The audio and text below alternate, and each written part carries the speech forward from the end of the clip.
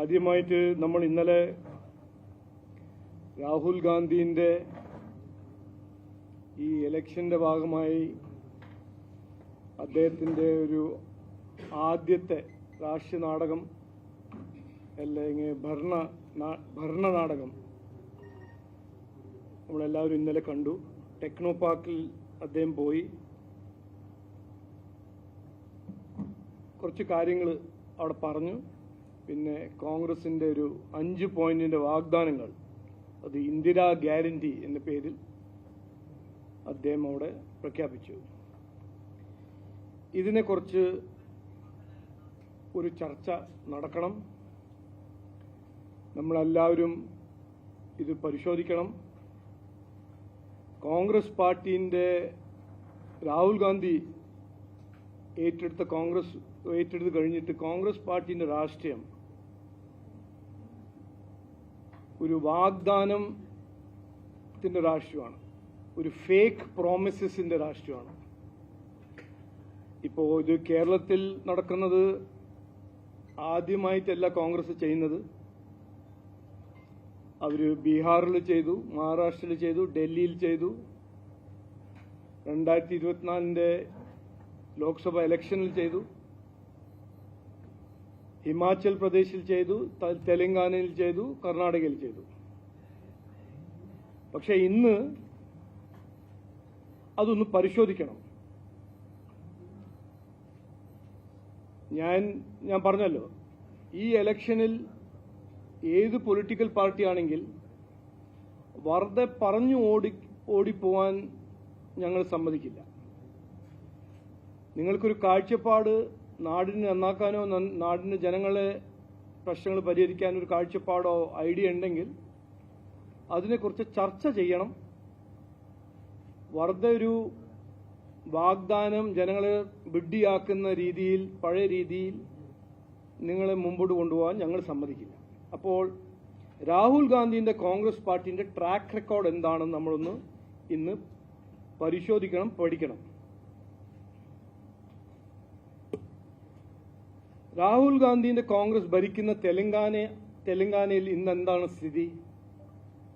ജനങ്ങൾ വിശ്വസിച്ചു, അവർക്കൊരു അവസരം കൊടുത്തു, അവരുടെ വാഗ്ദാനങ്ങളെല്ലാം വിശ്വസിച്ച് ഒരു അവസരം കൊടുത്തു. തെലങ്കാനയുടെ മുഖ്യമന്ത്രി പറയുന്നു, ശമ്പളം കൊടുക്കാൻ കാശില്ല, കടം വാങ്ങിച്ചിട്ട് മാത്രമേ ഞങ്ങൾക്ക് ശമ്പളം കൊടുക്കാൻ പറ്റുന്നുള്ളൂ.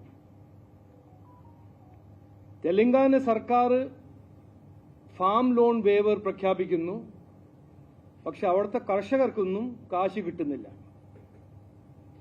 തെലങ്കാന സർക്കാരിന്റെ ഫൈനാൻസ് ഡിപ്പാർട്ട്മെന്റ് ലോൺ വേവറിന് കാശ് എവിടുന്ന് കിട്ടും എന്ന് അത് കിട്ടുന്നില്ല. എങ്ങനെയാണ് അത് റേസ് ചെയ്യേണ്ടതെന്ന് അവർക്ക് തന്നെ അറിയില്ല. കോൺഗ്രസ് ഭരിക്കുന്ന ഹിമാചൽ പ്രദേശിൽ സർക്കാർ ജീവനക്കാരുടെ ശമ്പളം 2-3 മാസം ഡിലേ, പെൻഷൻ 6-7-8 മാസം കഴിഞ്ഞിട്ടാണ് കിട്ടുന്നത്. കർണാടക കോൺഗ്രസ് ഈ ഗ്യാരണ്ടി പറഞ്ഞിട്ട് ജനങ്ങളെ ശ്രദ്ധ തിരിച്ച് വിഡ്ഢിയാക്കി ഭരണം പിടിച്ച ഒരു സംസ്ഥാനമാണ് കർണാടക. അവിടെ ഡെവലപ്മെന്റിന് കാശില്ലാന്ന് അവിടുത്തെ ഡെപ്യൂട്ടി മുഖ്യമന്ത്രി പറയുന്നു. അപ്പോൾ കോൺഗ്രസിന്റെ ഈ ഫേക്ക് പ്രോമിസസ്, ഇത് ഇലക്ഷന് മാത്രം ജനങ്ങളെ വിഡ്ഢിയാക്കുന്ന ഉറപ്പുകൾ അല്ലെങ്കിൽ വാഗ്ദാനങ്ങൾ, അത് അവര് ഇതിനു മുമ്പും പല സംസ്ഥാനത്തിൽ പറഞ്ഞിട്ടുണ്ട്. അതിന്റെ പേരിൽ വോട്ട് നേടിയിട്ടുണ്ട്.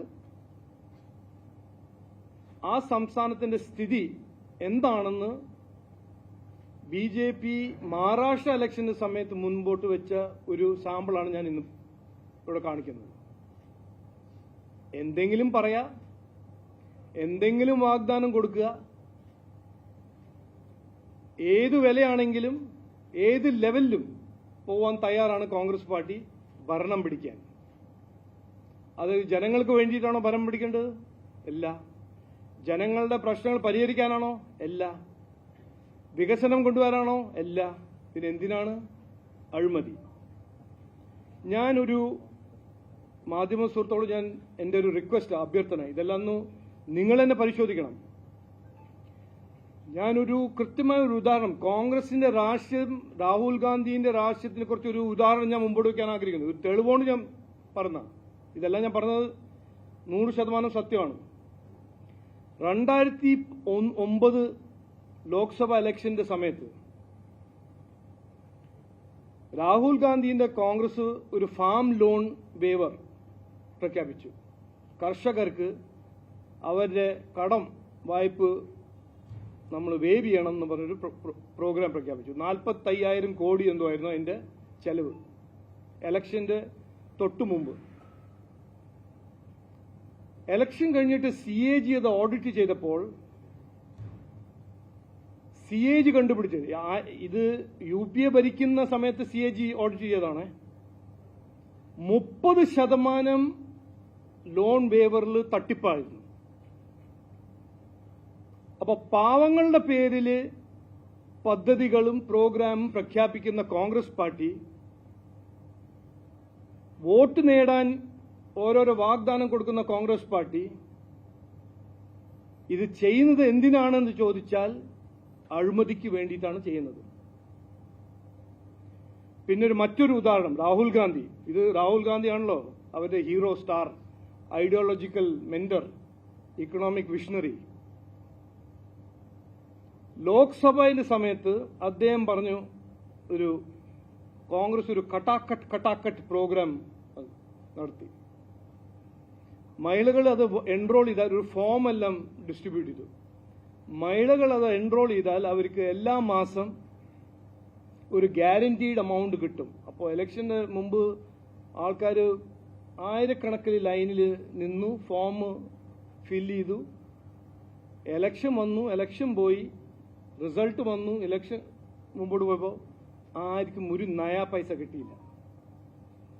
അപ്പോൾ കോൺഗ്രസ് പാർട്ടിയും രാഹുൽ ഗാന്ധിയുടെ കോൺഗ്രസ് പാർട്ടി അവരെ പ്രധാനപ്പെട്ട ഒരു കാൽക്കുലേഷൻ എന്ന് പറഞ്ഞാൽ, പാവങ്ങളെ ശ്രദ്ധ തിരിച്ച് പാവങ്ങളുടെ മുമ്പിൽ പോയി ഓരോരോ കാര്യം പറഞ്ഞ് അവരുടെ വോട്ട് നേടി ഇലക്ഷൻ കഴിഞ്ഞിട്ട് കയ്യും വിട്ട് വഞ്ചിക്കാണ് കോൺഗ്രസിന്റെ രാഷ്ട്രീയം.